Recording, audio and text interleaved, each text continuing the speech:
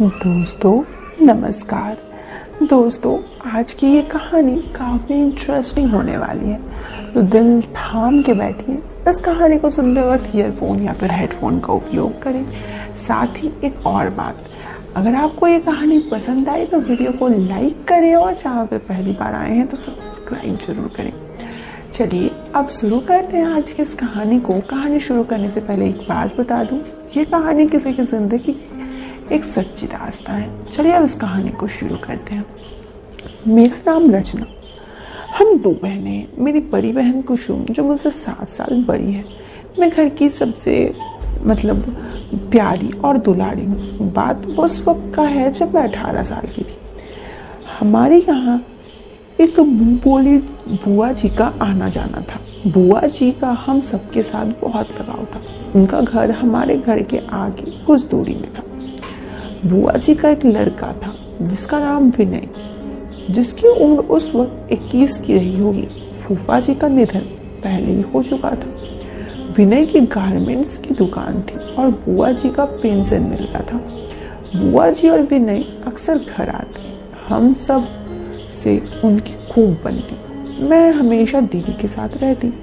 दीदी भी मुझे बहुत प्यार करती। मैं देखा करती बुआ जी और विनय घर आते तो विनय भैया हमारे ही रूम में आ जाते और बात करते, गेम खेलते रहते। अक्सर विनय भैया मेरी नज़र बचाकर दीदी से बातचीत करते। दीदी भी मेरी नज़र बचाकर मुस्कुरा देती। अगर कभी मैं देख लेती तो दोनों मुझे फुसलाने लगते। उस वक्त मैं इन बातों को ना समझती। मैंने कई बार विनय भैया और दीदी को एक दूसरे से बात करते देखा था। एक बार विनय भैया हमारे साथ टीवी देख रहे थे। दीदी विनय भैया से बिल्कुल बगल में बैठी थी। मैं टीवी में मशगूल थी, मगर वो दोनों कुछ खुसुर बात कर रहे थे। तभी मैं वहां से गई। जब मैं वापस आई तो उन दोनों को देखकर चौंक गई। मुझे अचानक आया देख दोनों घबरा गए और फिर दोनों ने मुझे पास बुला लिया। फिर मुझे बोलने लगे कि तुम किसी को कुछ मत बताना। फिर मुझे 1000 रुपया भी दी। मेरा तो लड़कपन था। रुपया पाकर मैं खुश हो गई। फिर तो अक्सर कभी दीदी तो कभी विनय से पैसे मिलने लगे। मैं खुद में मस्त रहती और दोनों मेरे सामने ही सब बातें करते। अब जल्दी ही दोनों का चक्कर के बारे में सबको मालूम हो गया। दीदी और विनय भैया घबराने लगे। मैं भी ना जाने क्यों नर्वस हो रही थी। खैर बुआ जी का व्यवहार और पापा और मम्मी की सूझबूझ से दीदी की सगाई विनय से के साथ हो गई। अब विनय भैया जीजू बन गए और दीदी की ससुराल तो पास ही में था और मेरा लगाव तो था ही दीदी और विनय जीजू से, तो मैं अक्सर दीदी के घर जाती रहती। धीरे धीरे 1 साल बीत गया। इस दौरान बुआ जी का भी लंबी बीमारी के बाद स्वर्गवास हो गया। एक दिन शाम मैं दीदी के घर गई तो वहाँ जीजू की ही हम रूम के एक आदमी बैठा हुआ था। मुझे देखते ही दोनों ठीक। अगले ही पल जीजू मुस्कुराते हुए बोले, आओ रचना बैठो।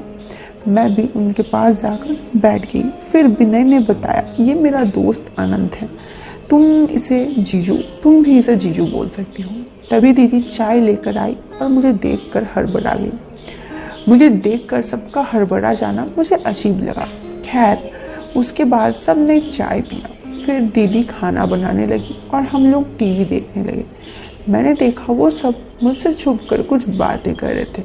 फिर खाना बनाए और सोने की तैयारी करने लगी। अभी तक मैं जब भी दीदी के यहाँ जाती तो दीदी जीजू के साथ बेड पर सोती, इसलिए मैं भी बेड पर ही सोने लगती। आनंद जीजू के बगल में रूम में लिटा कर दीदी जीजू और मैं हमेशा की तरह लेट गए। जीजू दीदी से बात कर रहे थे। फिर मैं सोने लगी। दीदी ने गौर से मेरी तरफ देखा। उनको लगा मैं गहरी नींद में सो गई। तब वो बेफिक्र होकर बात करने लगे। दीदी ने जीजू से कहा, यार आज कुछ करना सही नहीं है, रचना यही है। जीजू, अरे यार आज पहली बार तुमने हाँ बोला है, अब इनकार मत करो, आनंद भी आ गया है।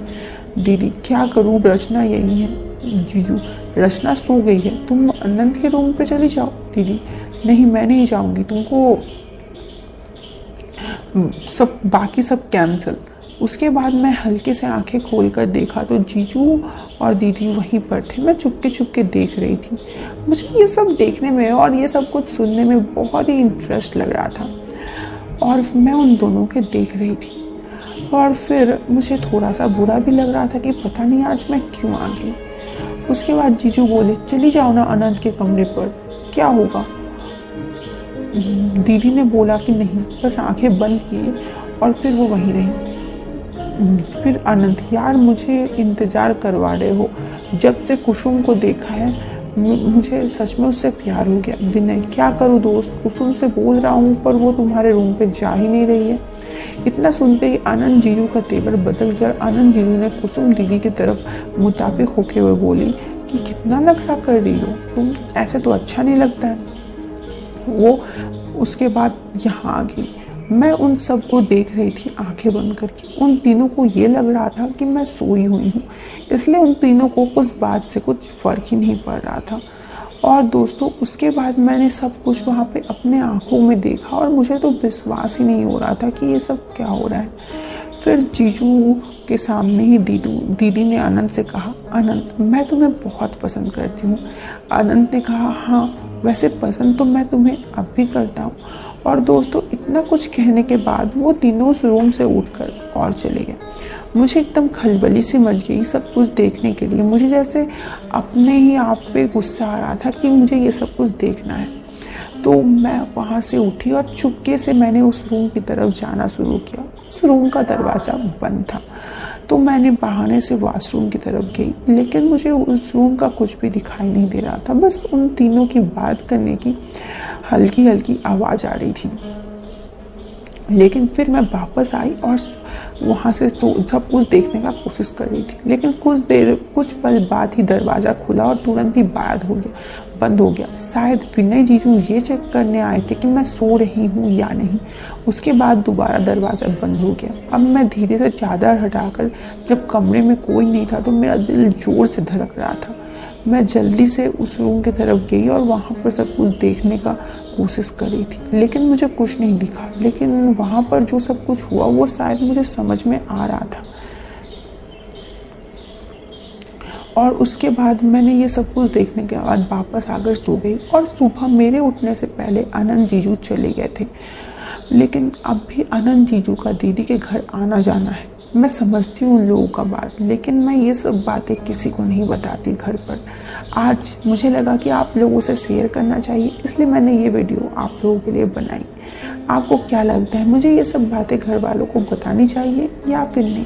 कमेंट बॉक्स में अपना जवाब जरूर देना। वीडियो के पसंद आने पर आप इस वीडियो को लाइक कर सकते हो और चैनल पे पहली बार आए हो तो सब्सक्राइब करना। टिल देन मिलते हैं फिर एक नई वीडियो, तब तक के लिए बाय बाय, टेक केयर।